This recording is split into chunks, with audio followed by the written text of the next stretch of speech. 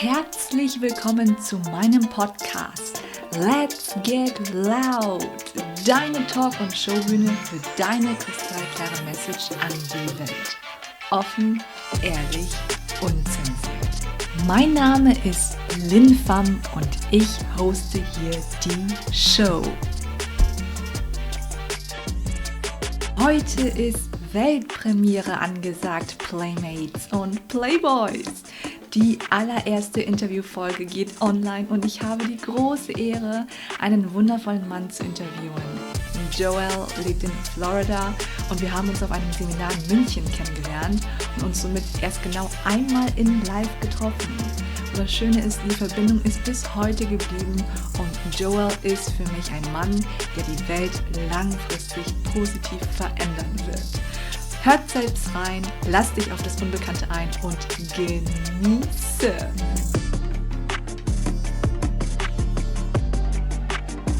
Ich grüße euch ganz herzlich, Playmates, PLAYBOYZ, zu einer richtig geilen Episode meines richtig geilen Podcasts. Let's Get Loud! Deine Talk- und Showbühne für deine kristallklare Message in die Welt. Offen, ehrlich, unzensiert, so wie du mich nun mal kennst, so sind meine Interviewgäste auch. Und ich freue mich so sehr an dieser Stelle, den wundervollen Interviewgast des heutigen Tages, der heutigen Episode, dir vorstellen zu dürfen. Er wohnt in Amerika, ist aktuell in Atlanta, glaube ich.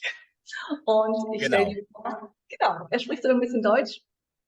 Es ist JOEL FENELON, ein ganz wundervoller Herzensmann mit einer sehr tiefgründigen Message. Du wirst es gleich selbst erleben. Ich roll an dieser Stelle einfach den roten Teppich für ihn aus. Und das Geilste ist, er trägt rot. Das passt perfekt.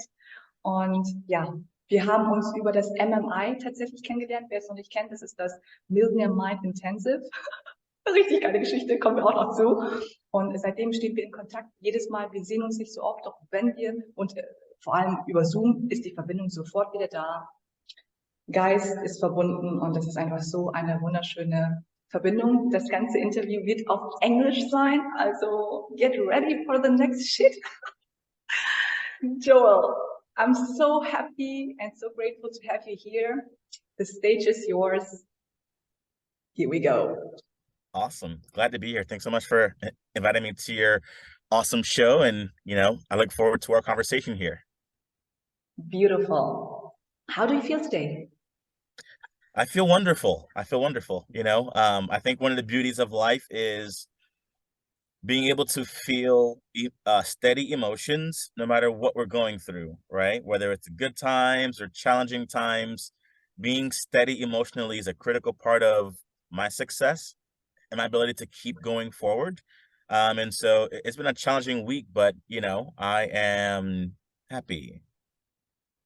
That sounds beautiful. Happy Joel and happy Lynn make a happy podcast episode. Boom. Boom. You feel the energy? That's right. That's right. Joel, please introduce yourself to the audience. Who are you? What is your story? The stage is yours. Yeah. Well, so let's see here. So my name is Joel, as you said. I am something of a Renaissance man, right? I'm a first generation American. I'm a professional orchestral conductor. I'm an entrepreneur. I'm an executive, and I have many different passions in life. And so, yeah, I consider myself just a man with many, many interests and curiosities. Happy to dive into, details as you ask questions here. So where would you like me to go to specifically? I would like to know more about your story. Like, who made you to this person who you are right now? Especially with the story, what was the painful moment in your life? And how did you turn this shit moment into gold? Sure. Okay. Well, to answer your question, what made me who I am right now, I guess the first question in anyone's mind should be, well, who am I right now, right? Um, Over the past couple years, as I've kind of reached higher levels of consciousness, um, something important has been occurring to me, right? The question of who is it I seek to become, right? And of all the options that exist out there of who I could be, I find myself drawn more and more and more to being a servant, right? Now, a servant is an interesting word because it's been used in many, many contexts. But in a dictionary, when you look it up, it's, I believe, to the effect of to be worthy of trust, right? And so to me, there's no greater thing that I can achieve with my life than to earn the trust of other people, humans, right? You know, to be able to serve and give back and help the progress of, you know, humankind and the world at large. And, you know, if I'm thinking even bigger, the universe itself, right? And one of the things that for me kind of defined this mentality was a vision I had during my last company, right? So for context, the company, what it was, I built a startup that aimed to answer the question of how is it the world is going to reskill 800 million people in the 2020 decade, right? We created a platform to answer this question.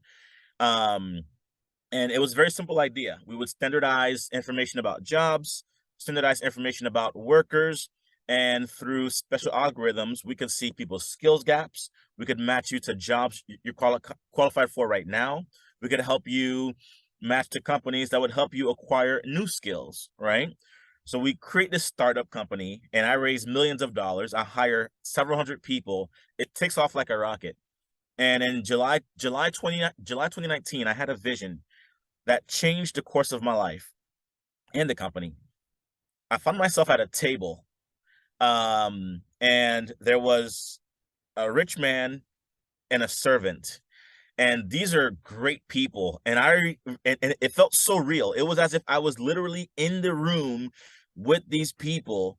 And I said to myself, I am unworthy of speaking in their presence. Let me just listen to what they have to say. And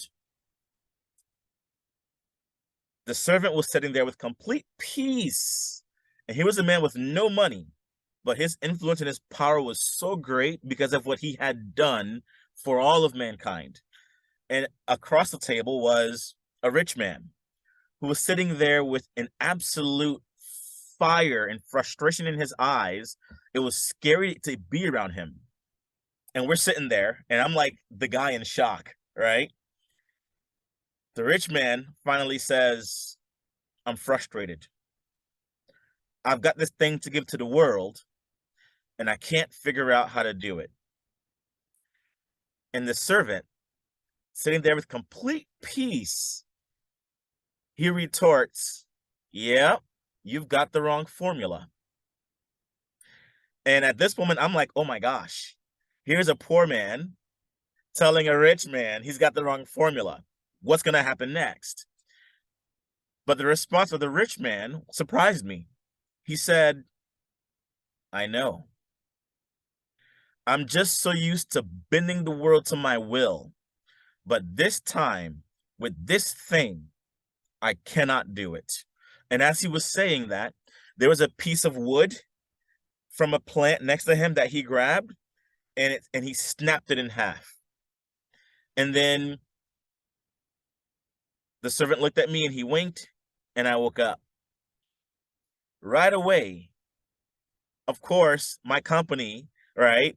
I was at a point where I was struggling to get to the next level because I've got this thing to give to the world, right?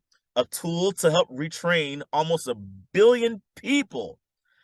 But I cannot figure out how to give it to the world at the next level. I couldn't figure it out.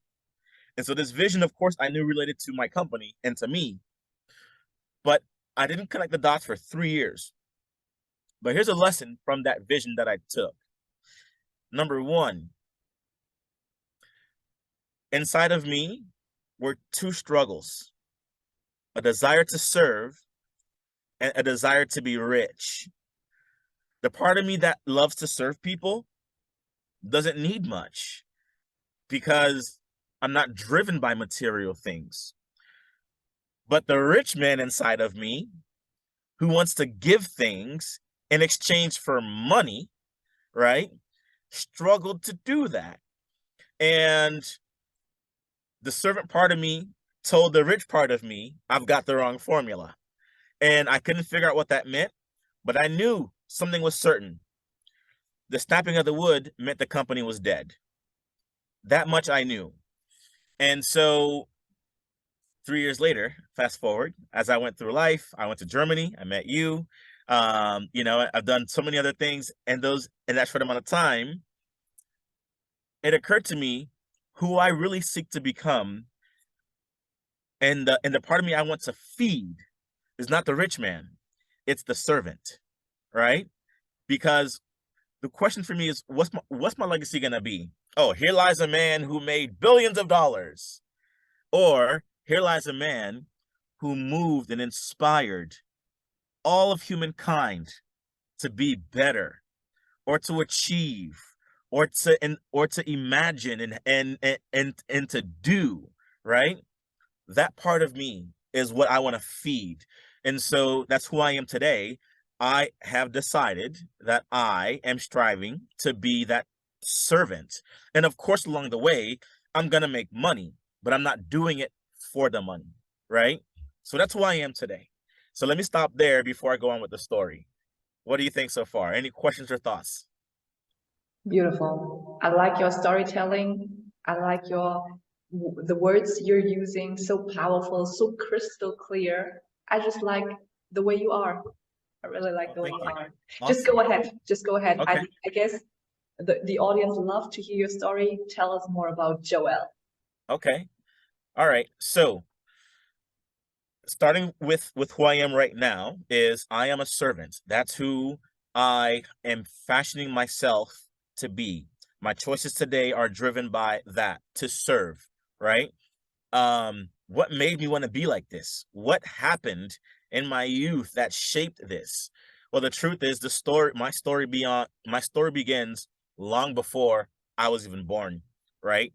My parents, they came to America from Haiti, before I was born, but my parents were the first of their ancestors in 350 years since slavery began on that island. Well, since 1506, they're the first of their ancestors to get off the island on my mom's side and my dad's side, right? And so Haiti's history is it's a very significant story. It's an important story. And but it's also full of pain and struggle and suffering. And so my parents were able to leave that island. They came to America.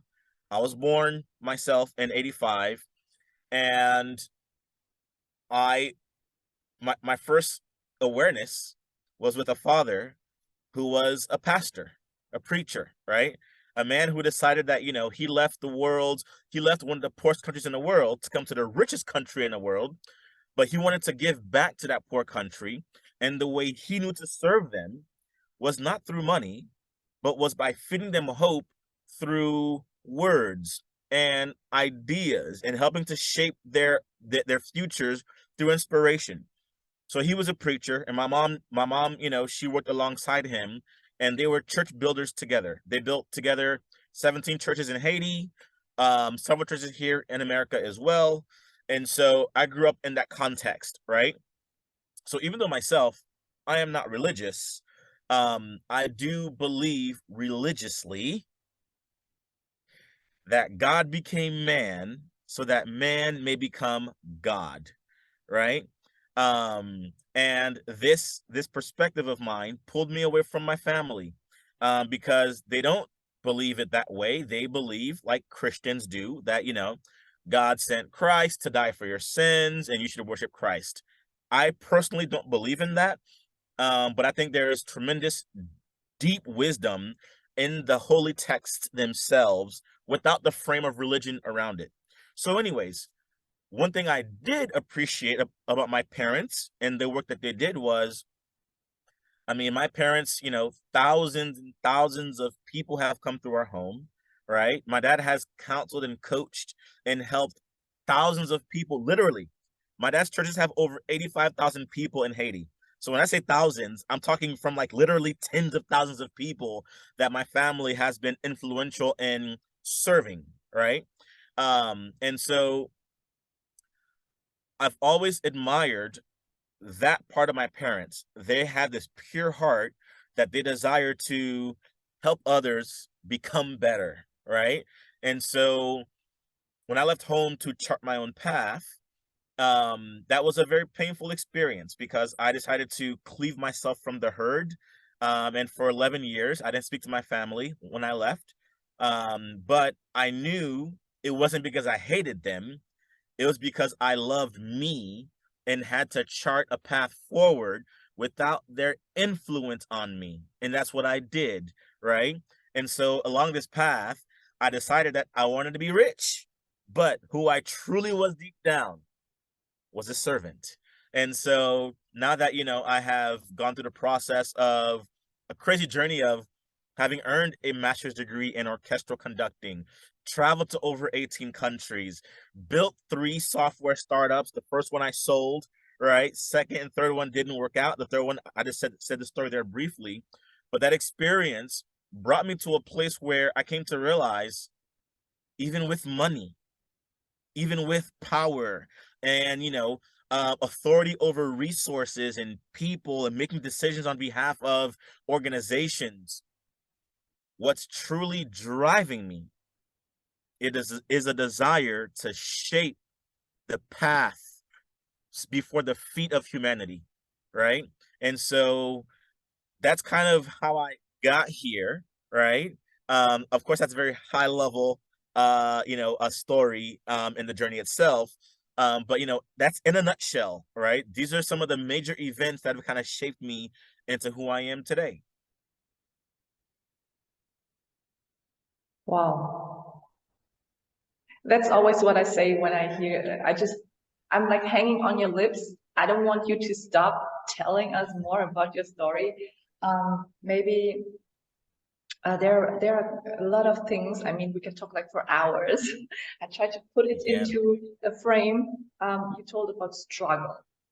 And I would like to know, but first of all, I have to tell that you said that your father is a pastor, and I didn't know it before. And you, as you remember, we met on the MMI, and there was an exercise where we just have to look in each other's eyes. And I remember I was just looking at your eyes, and I was just crying. I was just crying. And the funny thing is, I saw the pastor through your eyes.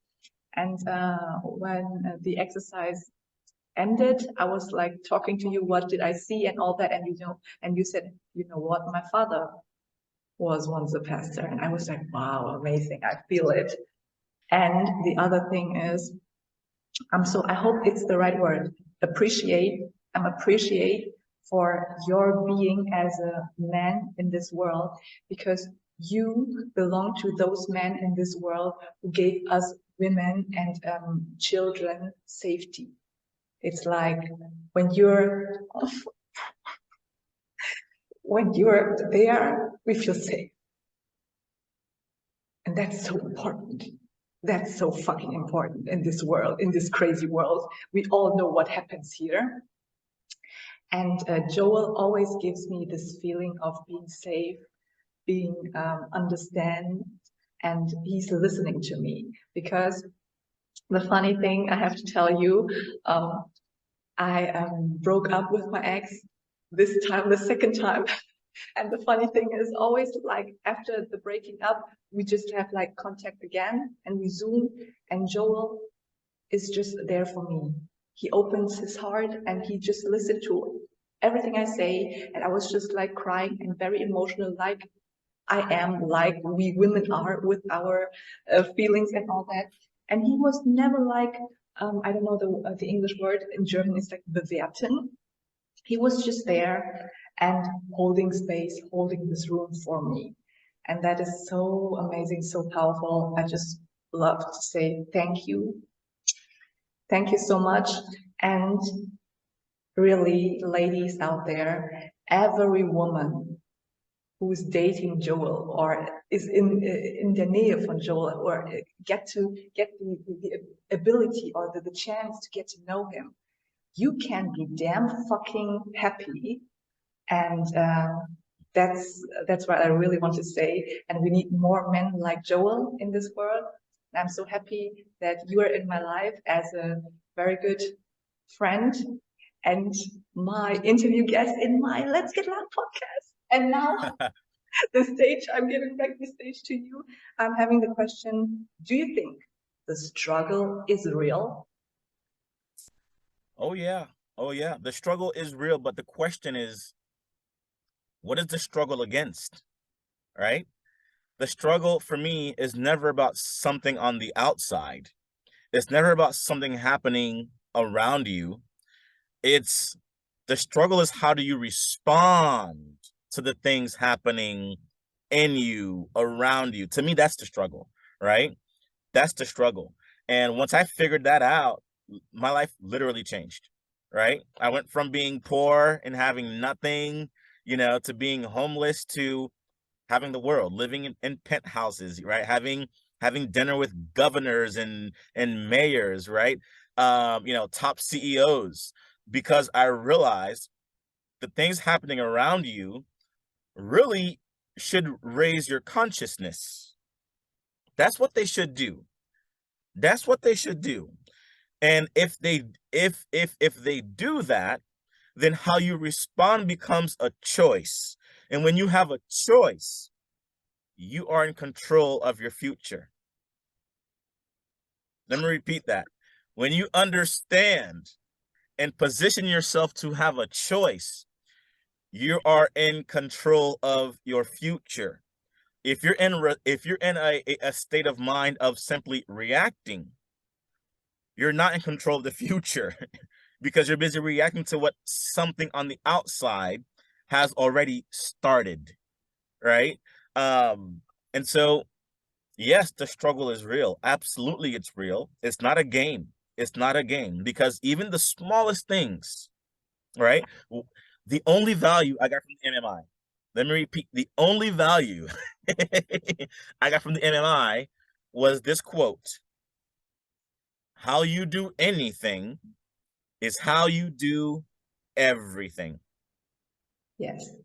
That is a game changer when you understand what that means, because it means even when you're alone or in the dark, whatever you do by yourself, that is a signature of how you do everything.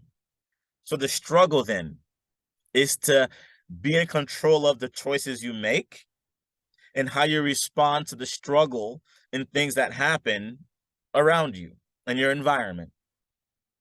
So that's my answer. Cool.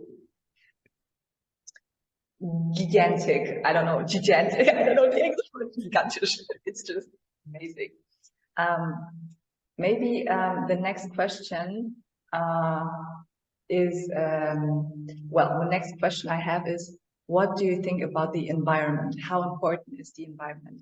Maybe you can combine this with the painful moment in your life, the most painful moment in your life, and how you turn this shit moment to gold. Yeah, well, so the environment is, in a nutshell, it's everything, right? Consider if you take apple seeds, right? Perfectly healthy apple seeds, and you plant them in a desert. They will not grow. The issue isn't the apple seeds, it's the environment, right? And so for many people, the question is, if you're not reaching your full potential that you know is within you, the obvious answer is the environment, right? So the environment is everything. For me, and I kind of touched on it earlier a little bit, but I'll kind of, unpack it a bit more.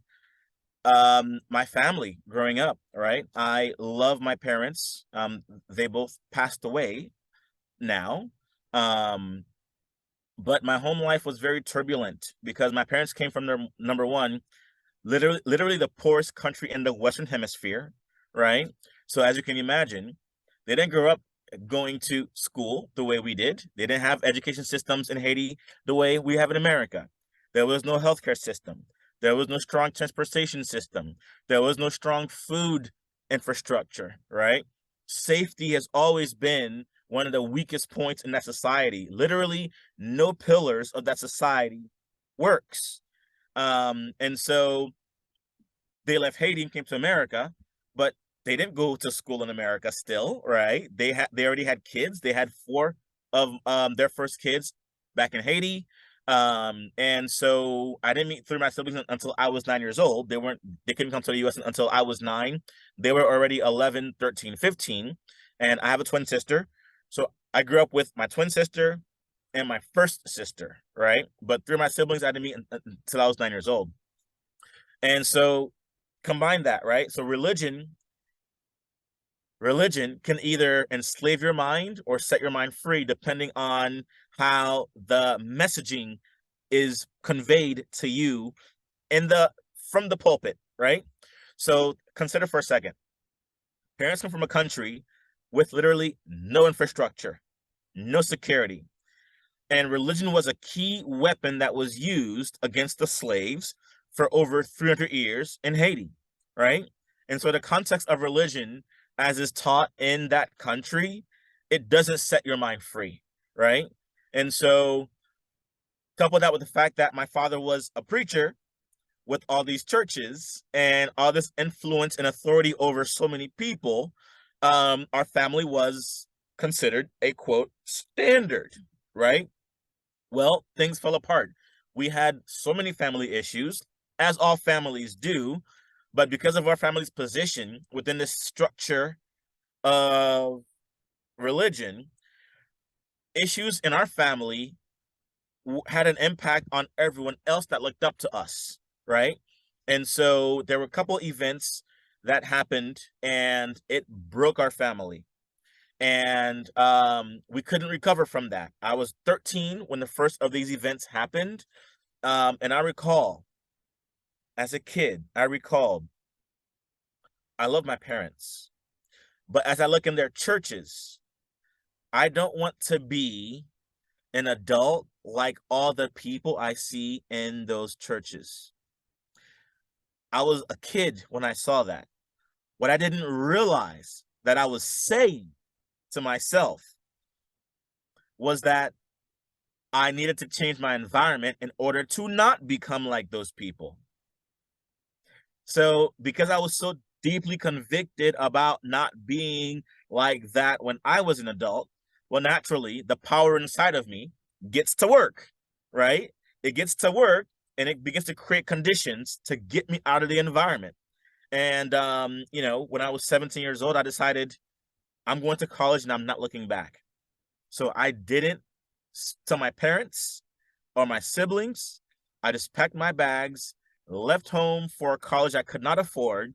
And for 11 years, I didn't speak to anyone in my family at all. My parents tried to make contact. My father came to the campus and we had one conversation that was extremely, extremely forward and direct. It was the first time I ever challenged my father. First time ever. First and last time, in fact. But after that moment, he understood I was not going to come home. And then I decided to, I'd rather go through and struggle my entire life, but I'm going to unlock this power that I believe deeply is inside of me. I will shape my path. I will be great, not because anything's going to get handed to me, but because I know that the power to create is within my very self. And so it took me a long time to get in tune with this power. I struggled a ton, but out of that pain, what came out of that was a very strong individual with a mind capable of achieving anything that it decides it's going to do. And an individual that's not shaped by things that happen on the outside without my permission, right? I have the authority alone to decide what choices I make. That can never be taken from me, no matter what. And so that's how that is one of the moments of taking pain, and or you could say taking water, turning it into wine, turning pain into happiness, however you want to frame it. That for me was the first moment in my life of converting a negative thing, and by changing my environment, it gave me full control over the fruits that are produced from my life. That's the Wow. moment. Wow. Thank you for sharing this painful moment. I mean, like 11 years. Yeah. That's a freaking long time. It is. It is. And to be honest, you know, even though my parents are both passed, so thankfully we were able to reunite and get close again before they passed. So I have no regrets there, and I don't regret my choice at all. They know I made the right choice. I know I made the right choice, but it's had some deep effect on me as well, to be honest, if I'm honest, right? For example, you know, I've not, as an adult, ever had the experience of leaning on my family for support, right? The people who are the closest to us. I mean, our our families shape us in the years where we couldn't even, you know, feed ourselves, right? Where we couldn't clean ourselves. Those people did that. And so for me to step away for that many years, I know it hurt them. I know it even broke my parents' hearts. But also know that they know they raised a good person, and they got to see me reach higher. They got to see that I'm on a path of achieving something that surpasses what they did, right? Which I think should be the goal of every parent, is that your kid should surpass what you did, and the cycle continues. That's how the world gets better. The world doesn't get better by people having a status quo for generations. No, the world gets better when every generation improves upon the last, right? And so to me, raising kids with that mentality of, I'm raising you to be better than me and to surpass me. I'm not raising you to listen to me and to please me in all things. I'm raising you that way you can be proud of me, your parents. I'm raising you that way you can say, I will surpass my dad. I will surpass my mother. I will be greater than my family and build upon their legacy. To me, that's what parenting really ought to be about, right? And so for me, I feel like, you know, in a sense, I've broken the cycle, right? I've broken the cycle that for generations where my lineage could not break the status quo out of Haiti, my parents took the first step by getting off the island. And I'm taking the next step to say, okay, I'm going to serve humanity, right? And so for me, like, you know, like I can aim extremely high and pursue these things, and whatever I don't accomplish, I have full faith that the children that I raise with the woman that I fall in love with and have kids with, our children will surpass us and keep this vision alive of being servants who acquire massive wealth and build a legacy, not by being transactional with the world, but through serving the world, right? And so to me, that's a vision that I find worthy of striving for. And this all is made possible by the fact that I was willing to go through the suffering of 11 years of breaking through from the shackles of fate, of my family's destiny, right? I've changed the course of our destiny by the choices that I've made. And that's no small thing. That's no small thing. No small Absolutely. thing. Absolutely. So maybe you can put it into like one phrase for the audience. What is your powerful and crystal clear message for the world? Why are you Well, here? What are you doing? What you are doing? Yeah. Well, you know, if I drawing on the lessons not just of my story, but as I've studied the lives of many others that have come before me, and those that are alive today,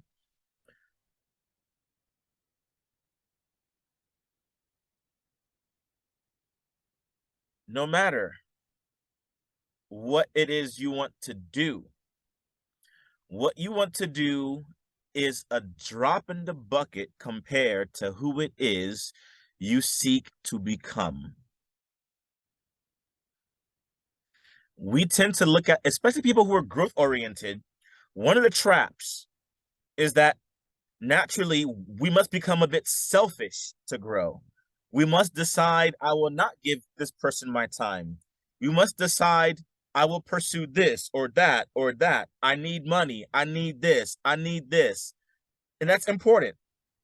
But all that really flows from who you are.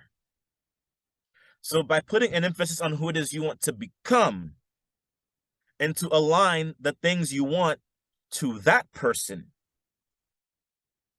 this is to me where the greatest wealth flows from. Wealth doesn't flow from the fact that you achieved $1 million. It doesn't flow from the fact that you have a company that's on the cover of Forbes. Wealth flows from that source within you that says no matter what I acquire, who I am does not change. So you must be clear on who it is you want to become and pursue that. That's the most worthy goal I believe anyone could set for themselves, because you don't know how much time we have in this world.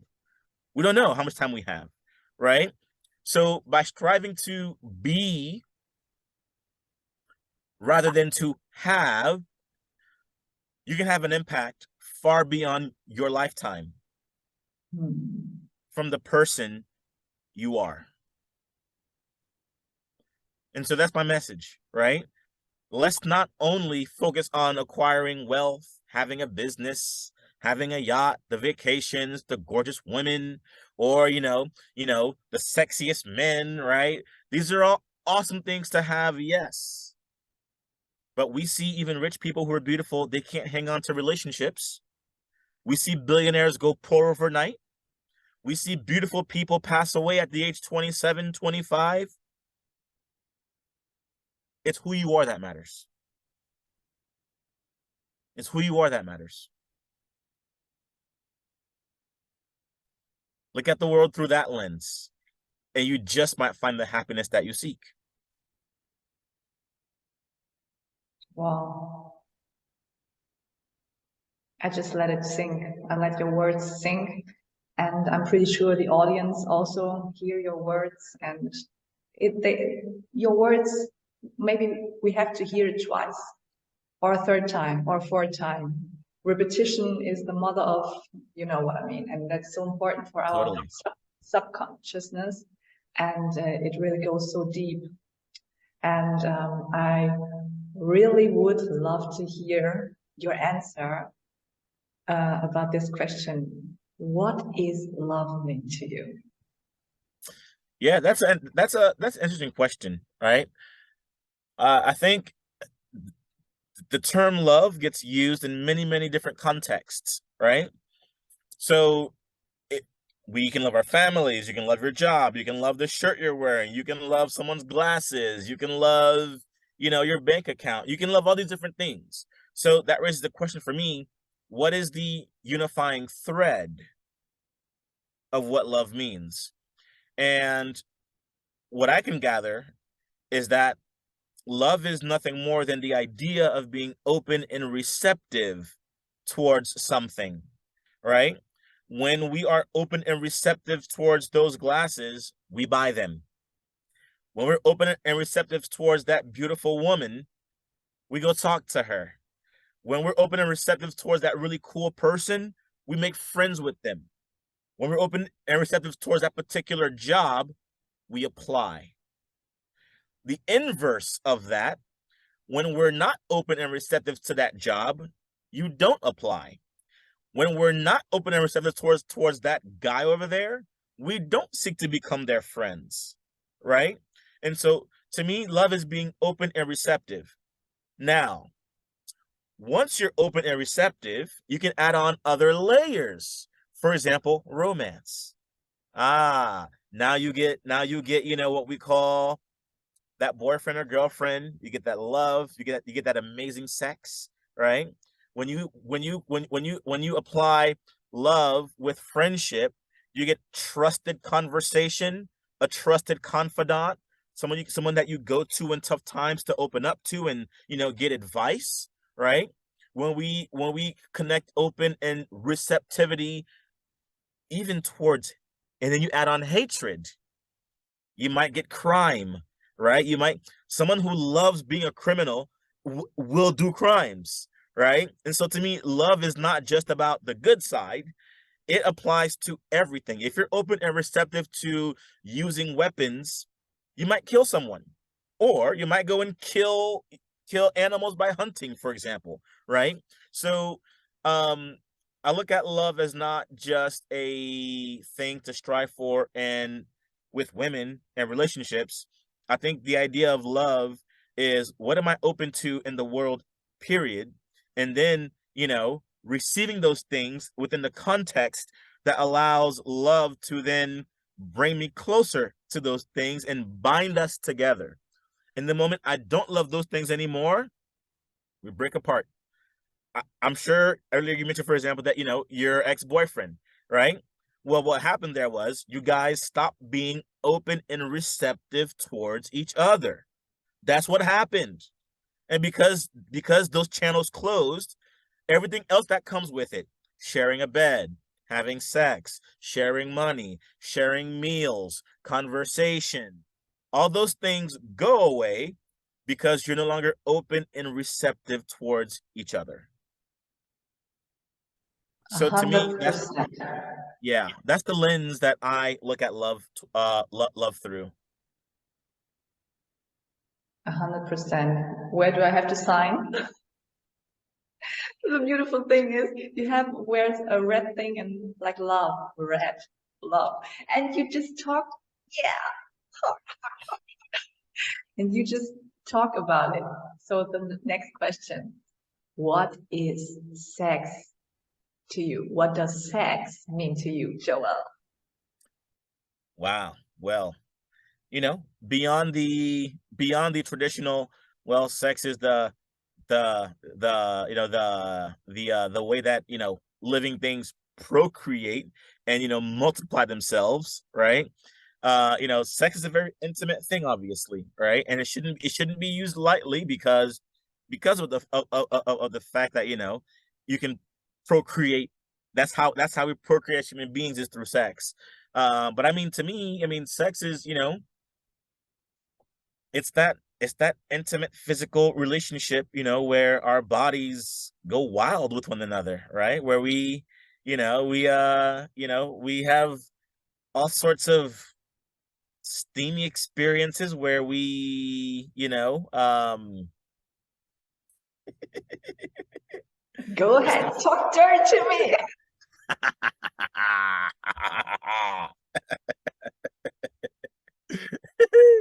yeah.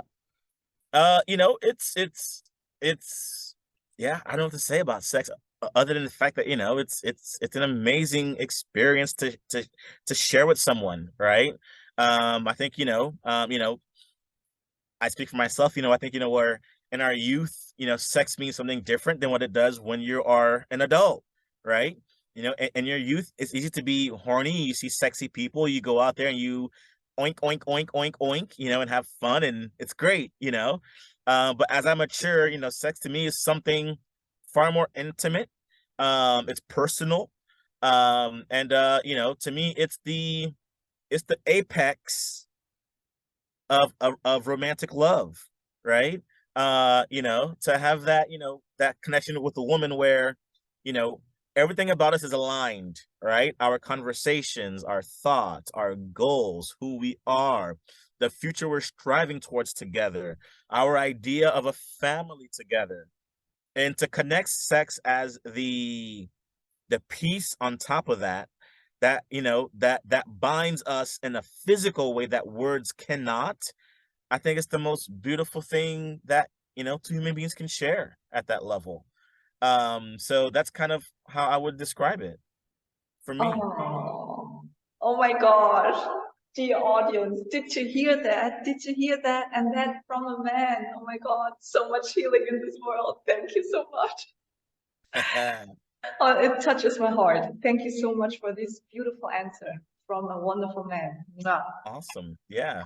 Thank you. And one of die vorletzte Frage.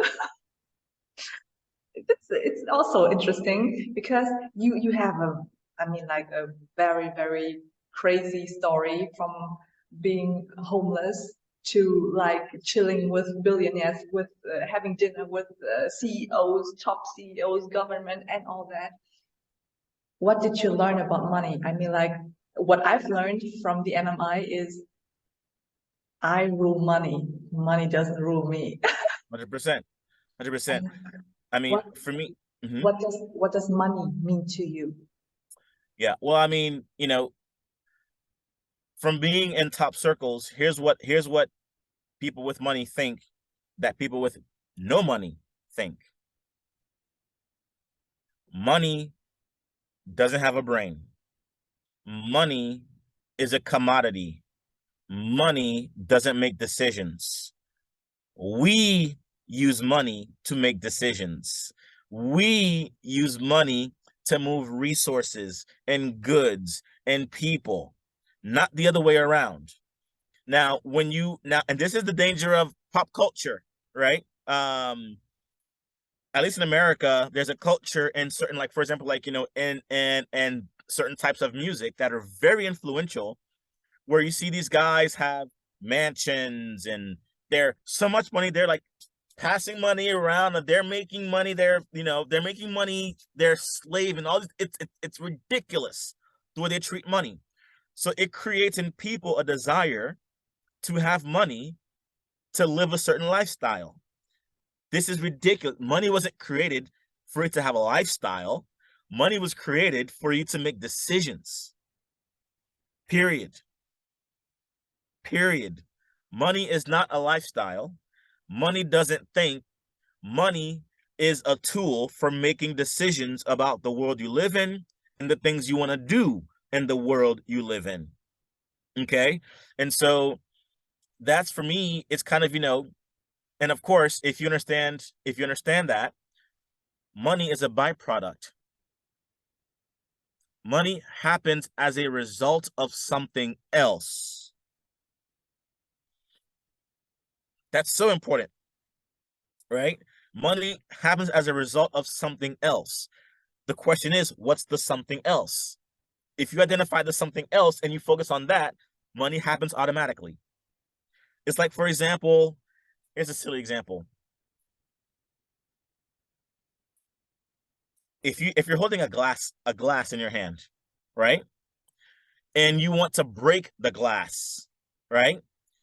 By simply opening your hand like this, the glass falls to the ground. So as a result of opening your fingers, the glass falls and breaks. So you don't squeeze the glass with your hand, it would hurt you, right? It would cut your hand. You don't squeeze it with your hand. So therefore, you break the glass as a result of simply opening your hand. That's probably a terrible analogy, but I hope the point gets across. Money is a byproduct of doing something else, right? Focus on the something else, and the money happens automatically. How do you want to serve? What do you want to give the world? Start giving it, and in exchange for giving it, automatically you receive money. Amazing. Wow. So that's kind of how I think about it. Go ahead. I just took some notes. Money is a tool for you for making decisions. That's it. Money gives you decision power. The more money you have, the more interesting decisions you can make. The less money that you have, the more creative you must be with the decisions you can make. Absolutely, absolutely. And money is like energy. It always has to be in Bewegung, in motion. In motion. Exactly. In motion. Exactly. Yeah. Yeah, exactly. So if right now you have like $1 million on your bank account, what would you do with this amount of money? Absolutely nothing. I love this answer. Love this answer. Why? Absolutely nothing. And the reason is simple, right?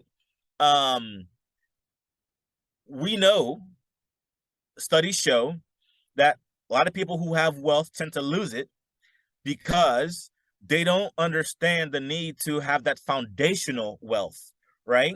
So if you did something that brought you $1 million, don't spend the first million. Use it as a foundation that will be there permanently. Make another million and spend that one. and then another one and spend that one. So on and so forth. But you gotta have that foundation under you that creates stability, not just for you. Think beyond your lifetime. Think beyond, right? It has to be a foundation for generations. Now you're thinking on a whole different level.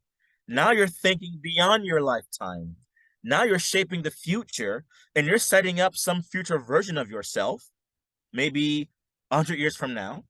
Some version of yourself says, 5 versions ago, I saved $1 million and didn't touch it. And that $1 million has produced through interest over 100 years, another $16 million. And with this version of myself, I'm going to invest in this. I'm going to do that. I will make this decision with that money. And now, next thing you know, it multiplies 100 times. So on and so forth, right? Think beyond your lifetime is the reason why it's important to not spend all that you have right now. Build upon it. Have a foundation. Be wise. So for me, that first million isn't designed to be spent. It's designed to be a foundation. Wow. I have to find another word. It's so mind-blowing, really. It's so damn mind-blowing. And the audience, listen to this episode like once again, like the third time. There are so many deep fucking good nuggets for your whole lifetime. I mean, like, just listen to what Joel said and like making notes and all that. This will help you go through anything. I mean, like, really, there was so much deepness in this episode. And as you know, we can talk like for hours, but time is so precious. Can I say that? Time is, Yes. yeah. So maybe we come to the end right now. Awesome. And, yeah. Well, this was so fun. Yeah. And the last question I would like to know is, Joel, if the world would end tomorrow, we don't care, tonight. No, if the world ends tomorrow, what is your core message? What you want to spread to the audience, to the world right now? Yeah. Well, if the world is going to end tomorrow, if you have fantastic personal relationships, great. If you have no relationships, but you have a desire for relationships, great. Now's the time to go be with those people and spend the final seconds on earth with them. Don't be alone. Oh, it's like in the movie Don't Look Up. That's so powerful. Go have a final supper. There you go. That's the message. Go have a final supper with people that you respect and love and care about, and that respect you, love you, and care about you. It can be strangers that you build an instant bond with. It can be family or friends. Go have a final meal. Beautiful message. Thank you so much. From my heart to your heart. Thank you. I appreciate you so much. Thanks for this amazing podcast that you've started. I think, it's going to bring hopefully so much inspiration and healing to people who hear the stories that you bring to the world. And so, I'm glad that this is the way that you've chosen to serve right now. I think it's beautiful. Yeah. Thank you so much, Joel. A big hug. And I just give you the last words to close this episode. Thanks for listening. Perfect. Thank you so much. Bye-bye. Bye-bye. Playmates, Playboys, ich hoffe, dass euch die Weltpremiere gefallen hat und ihr viele wertvolle Nuggets für euch aus diesem gigantischen Interview mit Joel mitnehmen konntet. Gegebenenfalls auch mitgeschrieben habt, es sei denn, ihr hört gerade meinen Podcast bei der Autofahrt. Dann bitte lieber vollen Fokus auf die Autofahrt. Von Herzen freue ich mich, wenn du meinen Podcast abonnierst und ich bin dir sehr dankbar, wenn du eine offene und ehrliche Bewertung dalässt. Um weiterhin keine Folge zu verpassen und tägliche Updates und Tipps zu meinem Expertengebiet Love, S-E-X, Magic zu bekommen, lade ich dich herzlich ein, mir einfach auf Instagram zu folgen. Den Link packe ich dir direkt in die Shownotes. 2023 kann kommen, denn meine Mission ist ganz klar: dein bestes Liebesleben in 2023 mit dir kreieren. Yes. Playmates, Love Vibes an dich und bis zur nächsten Episode. Deine Lin.